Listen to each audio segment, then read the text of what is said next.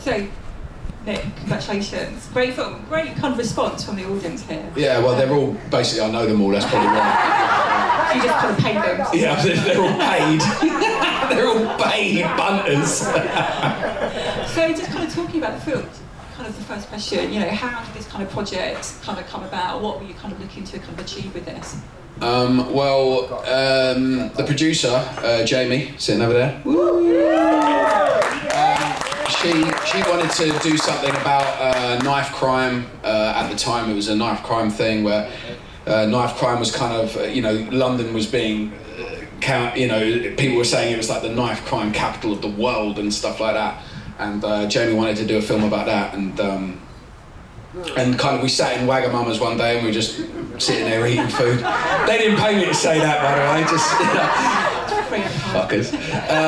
We were just sitting in Wagamama's, and from that this story kind of came about, and that's kind of where it started out. Yeah, I mean that's the thing, like you're talking about the whole kind of knife crime thing, and this film feels really kind of relevant to everything that's kind of been spoken about in the press, but all that kind of mass hysteria that's kind of gone on with like knife crime and kind of youth and council estates and kind of working kind of classes.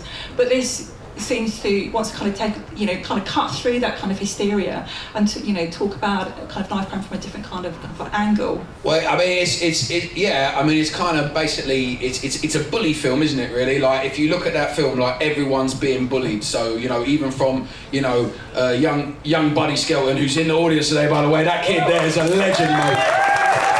Mate, what a performance. Can't even fault that. Great name too. Oh, it's just incredible. Like, he works more than I do, the little fuck. He's mustard, he's great, he's fantastic. But everyone's getting bullied, obviously, Buddy's getting bullied by his peers. His peers are getting bullied by George Russo. Again, unbelievable performance, George. Like, sick, unbelievable. George is even getting bullied by Andrew Loveday's character.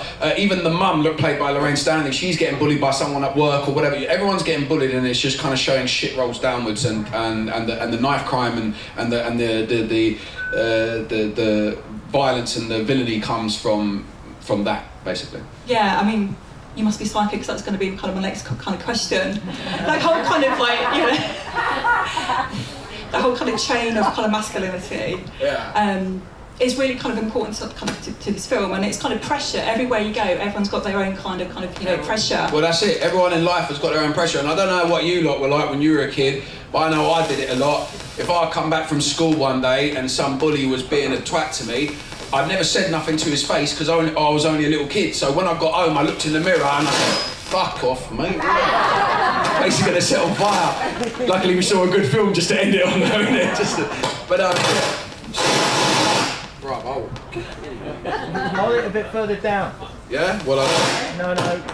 Stop grabbing the top. No.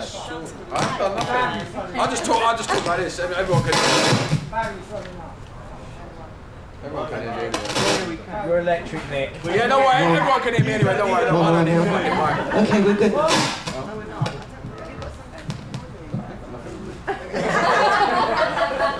Anyway, as I was saying, I don't know what you guys were like, but I remember going home and instead of talking to people in their face, I'd go home and say in the mirror what I wanted to say to them, and that's kind of where that came from as well. So it's kind of like a performance of masculinity. Like. It is. I lost my point train of thought with all that fucking noise, but we got there in the end. So I mean, for you, is this kind of quite an authentic kind of portrayal of like council estates, or like your life kind of growing up, or? Well, no, I grew up in Moscow, and like you think the London streets are bad. You try growing up in Russia in the 80s, yeah. Then you see some ghetto shit, right? But no, for me growing up, it was I grew up in West London, and I'm not saying life wasn't like that. I mean, we had people like that. Don't get me wrong, but I didn't grow up in no fucking it wasn't like extremely tough for me. I went to some tough schools, and there were some proper lads that are now in jail and whatnot, and but I was never really about that life. I knew kind of from very early on I loved film and I wanted to make films, basically, and that kind of, I'm not saying it all the time steered me out of trouble, but it steered me enough to get on the road, Okay, cool. So kind of looking at the film, I think as with kind of Greg's kind of short film, there's a lot of kind of pathos in this film, and the characters, the family especially, between like Jordan and Kay and the mum, you always kind of bring, they want to kind of talk to each other, but they kind of just don't. I mean, was that kind of explicit thing you wanted to kind of Well, no, I'm just how many families nowadays talk to each other, you know? You see them on TV and, you know, Friends and, you know, Fresh Prince of Bel-Air, and they're all talking about their problems and that. Who does that, really? Like, you know, I remember as a kid, you know, if I never had a sexual encounter and went home and said, "Hey, Mum, listen to this." Yeah, it just didn't happen. Do you know what I mean? So people just didn't really speak. I don't know. It might be different for you lot, but for me, no one really spoke like about your problems. And if you were bullied at school, your dad would just be like, "Yeah," well, you know, he wouldn't really listen. Do you know what I mean? Or you know, you'd be lucky if you had a dad that would even tell you to go punch the kid in the face. You just wouldn't even go and talk to him about it. So that's kind of where that was about, yeah. Just another kind of form of kind of pressure in the film. It is, that's it, exactly right. So, I mean, you've obviously, you know, you've made kind of feature films kind of before. What was it like making a short film? Was it more of a kind of a challenge? Was it kind of easier? Did it come with its own kind of problems? And was it kind of a difficult kind of shoot? Well, yeah. No, it was double hard. Like on a feature film, you've got money in it, and with money comes a lot of kind of like relaxation. You know, you can spend half a day on like a couple of scenes. Do you know what I mean? Like you've got time. On this, we were shooting, I don't know, 5-6 scenes a day. It was hard, and obviously we had the kids as well, and. As good as they were, you know, they've got their own laws and their own rules, and you can't shoot them past every 15 minutes. They need a break. It's like get down the mines, mate. Do you know what I mean? Like start grafting. So how was it? I'm joking, buddy. You know. So talking about like children in the film, because like half the cast is like, you know, kind of young. Yeah. What was it like working with children, and you can be as honest as you want to be? Shit. No, it ain't shit. It's hard, man. It's hard. It's hard not because of their talent or their skill. It's hard just because of the time restraints, and it's hard because, you know, no, that's exactly why it's hard. Time restraints. Like I'm a go-getter. I'm a worker. I just like when I expect.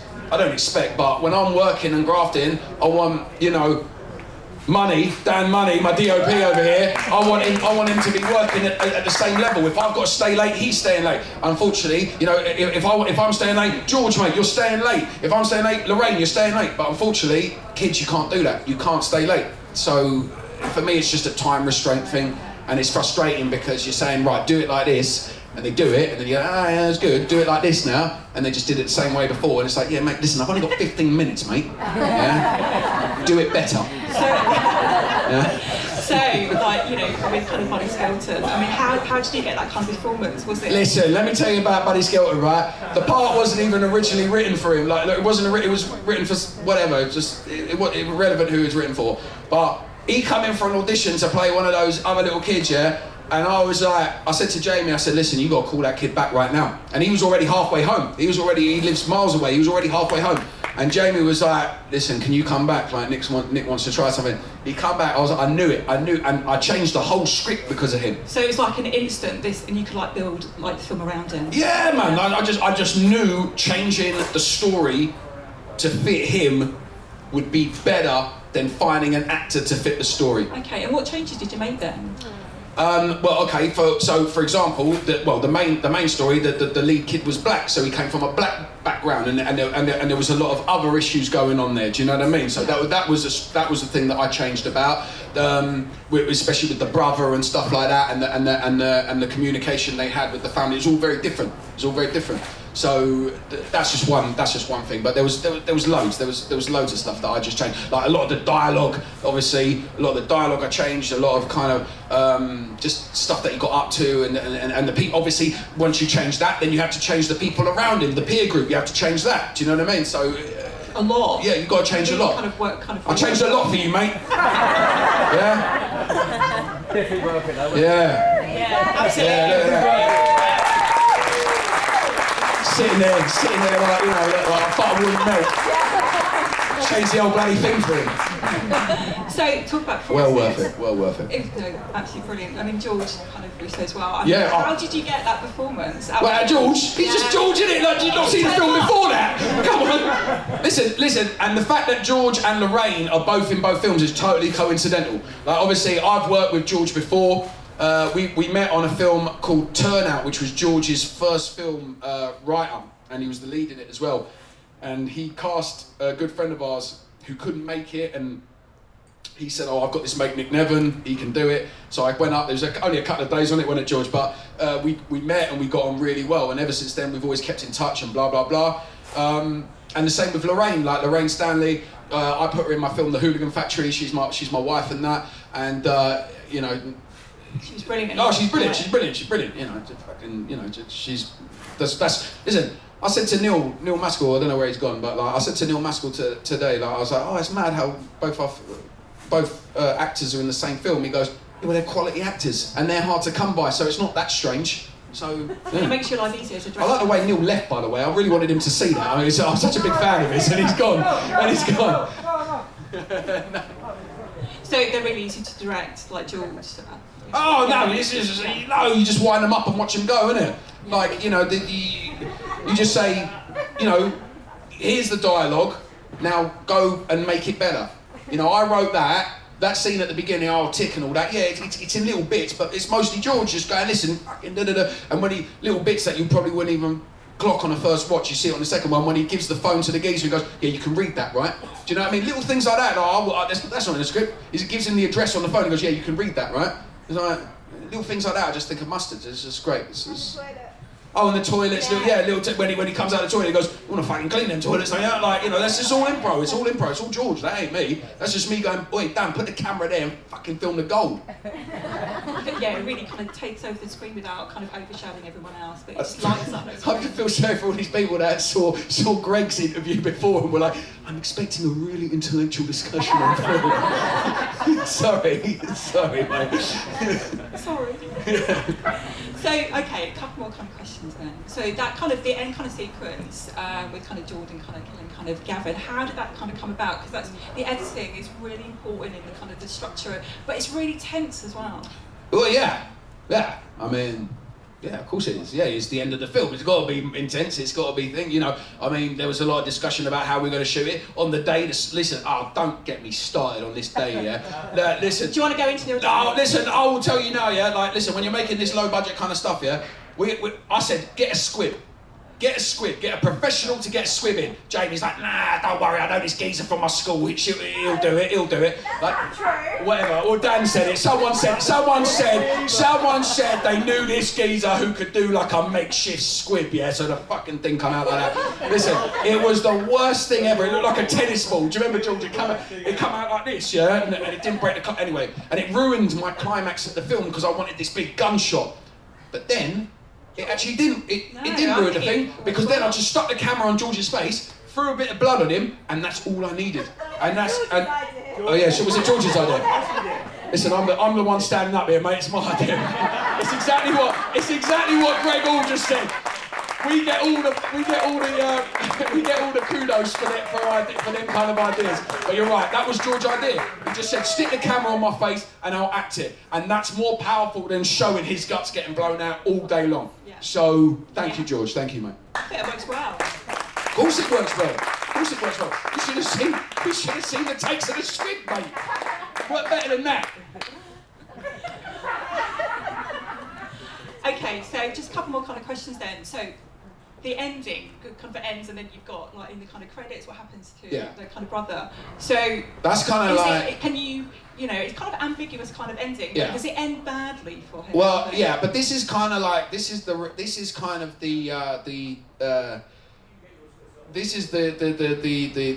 good ending for the brother. This is him doing something nice. He's obviously done something horrible. He's obviously been a bit of a cunt to his younger brother. And this is him kind of at the end just, you know, having a little bit of, what's the word I'm looking for? Like, redemption, thank you. There's a little bit of redemption where he takes the blame, like the gangster, Andrew Loveday, he says, have you got it? Talking about the gun. He doesn't have the gun because his brother's got it. He just shot someone with it in a pub full of people, but he's taking responsibility because he doesn't want the gangster getting hold of his brother. So that's his little bit of redemption right at the end of the film. That's why I said I didn't want it turned off, just in case anyone, you know, wanted to watch the thing. And obviously, who knows what happens to him? He's gotten in the car, he's driven off, and that's it, you know. Probably never to be seen again, because he ain't got the gun no more, you know. And in that world, I think those kind of things are important. Where the hell is the unlicensed shooter that we gave you, you know?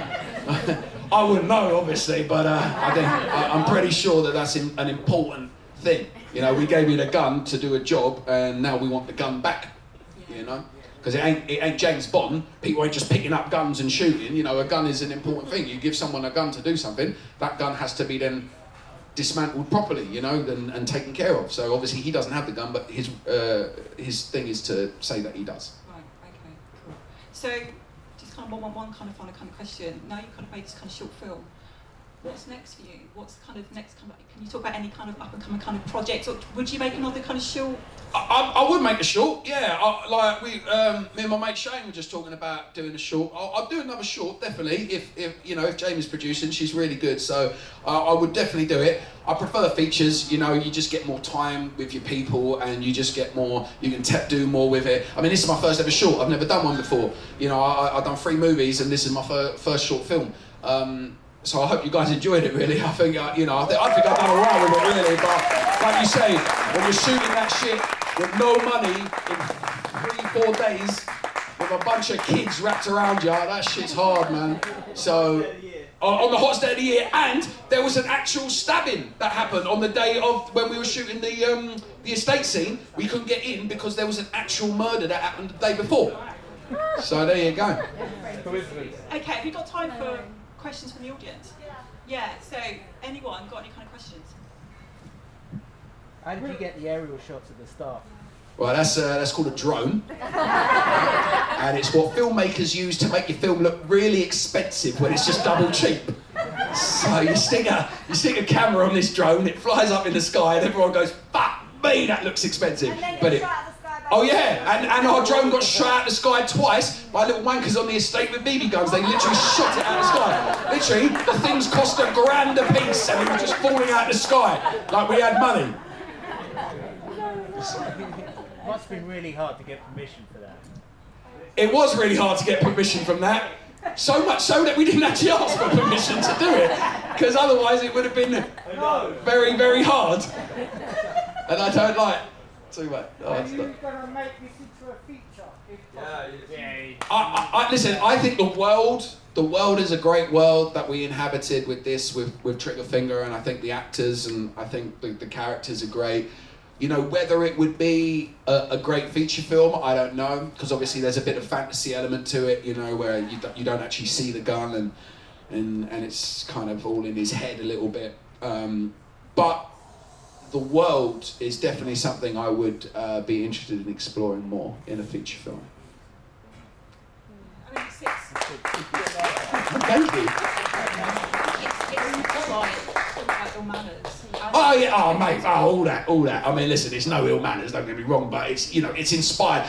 Ill manners was one of the things that in our no, what was that board? What's that board thing called? Mood board. Yeah, that's one of the films I said I want it to look like that. Yeah, that's the sequence with Jordan when he's kind of like shooting with the gun. That kind of the mirror stuff is really like ill manners. There's ill manners. There's fucking Taxi Driver. I just rip off all the fucking best films, innit? Rip them off, innit? Claim them as my own. Rip them off. That's what I say, ladies and gentlemen, trying to get into the film game.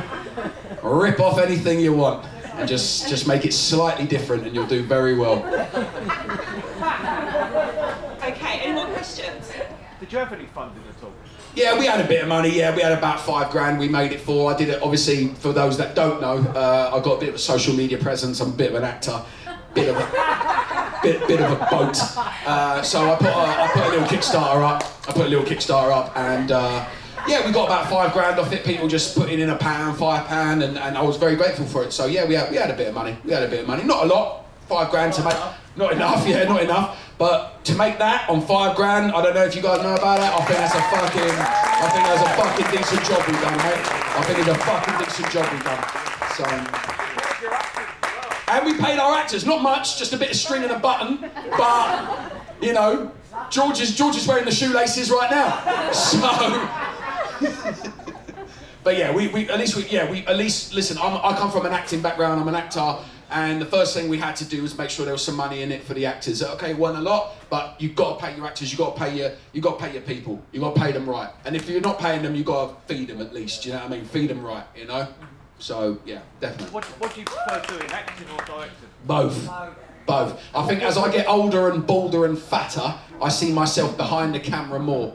But right now, you know, I still got a bit of look about me, so let's do a bit more acting, I think. You direct and act in the same film? Yeah, I've done it before. I've done it twice, mate. No, but now? Well, now I'll do it. I'll do it again now. Yeah, I was going to play George's part. Let's play twice. I was actually going to play George's part until George said he'd do it, and I was like, oh, shit. Okay, any more questions? Love you, Nick.